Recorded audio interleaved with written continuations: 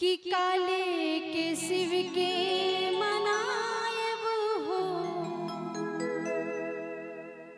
शिव मानत नाही,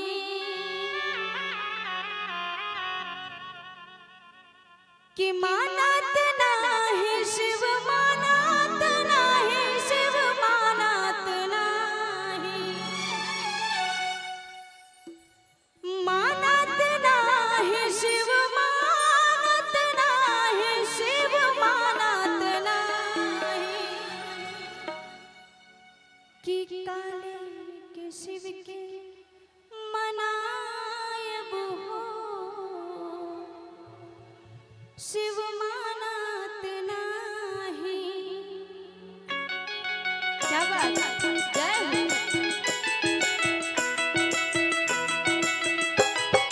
जय शिव, बोल बम। क्या बात, काली के साथ में सभी बम। जय हो।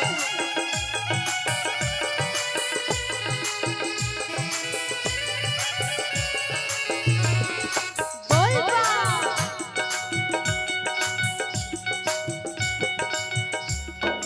काले के शिव के मनायब हो, शिव मानत नाही, काले के शिव के मनायब हो, शिव मानत नाही, मानत नाही शिव मानत नाही, शिव मानत नाही, मानत नाही शिव मानत नाही, शिव मानत नाही। ऐसे नहीं, भोलेनाथ के दरबार में बैठे हैं ना सभी भक्त, तो भोले बाबा को मनाना है मीठी मीठी ताली के साथ में। तो दोनों हाथों को उठाइए जरा सभी बम, मीठी मीठी ताली के साथ में भोलेनाथ को मनाना है। कैसे? काले के काले के काले के शिव के मनायब हो, शिव मानत नाही, काले के शिव के मनायब हो, शिव मानत नाही। लेकिन इसी में बहुत ही सुंदर भाव है भोलेनाथ के चरणों में। क्या? तुम तो भोलेनाथ हो, भांग पी के सूत जाते हो, तुम तो भोलेनाथ हो, भांग पी के सूत जाते हो, रोज रोज तुम जो भोले ऐसा करोगे, रोज रोज तुम जो भोले ऐसा करोगे, दीन दुखियों का दर्द कैसे हरोगे। आहा, तुम भी भोलेनाथ हो, भांग पी के सूत जाते हो, तुम भी भोलेनाथ हो, भांग पी के सूत जाते हो। काले के शिव के मनायब हो, शिव मानत नाही, काले के शिव के मनायब हो, शिव मानत नाही।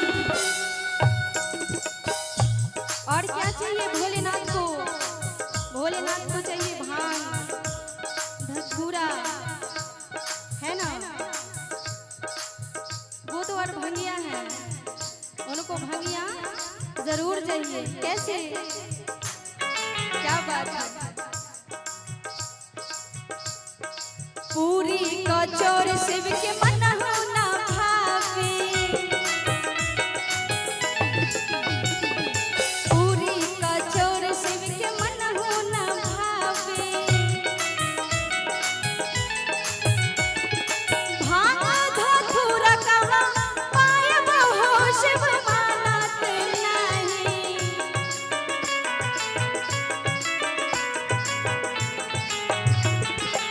अच्छा,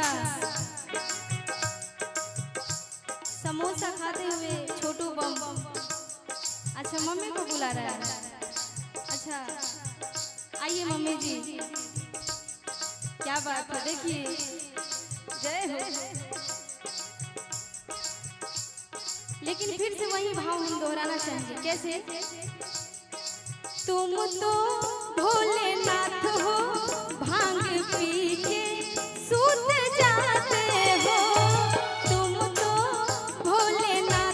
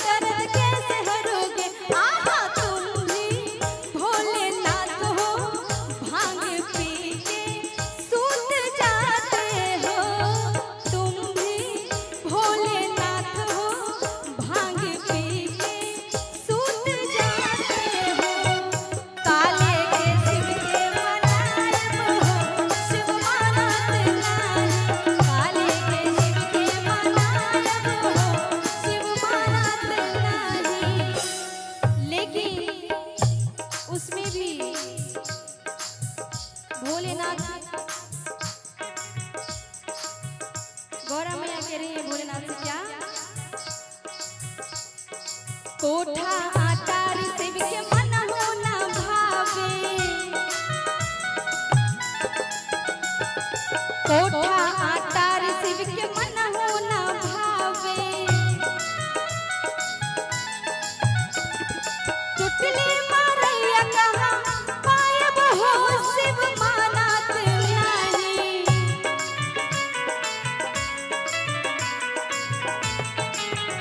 हाँ टुटली मारैया कहाँ पायब हो शिव मानत नहीं,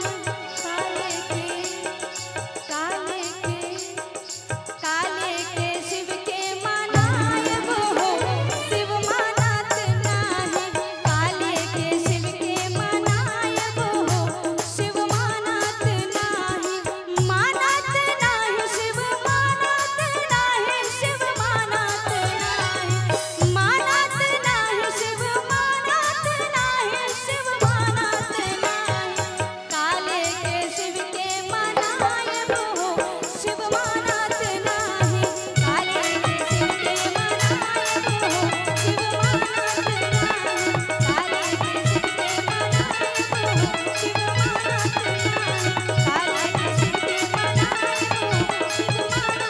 नाही, काले के शिव के मनायब हो बोलिए शिव शंकर। मानत नाही। क्या हुआ? बोल दे शंकर भगवान की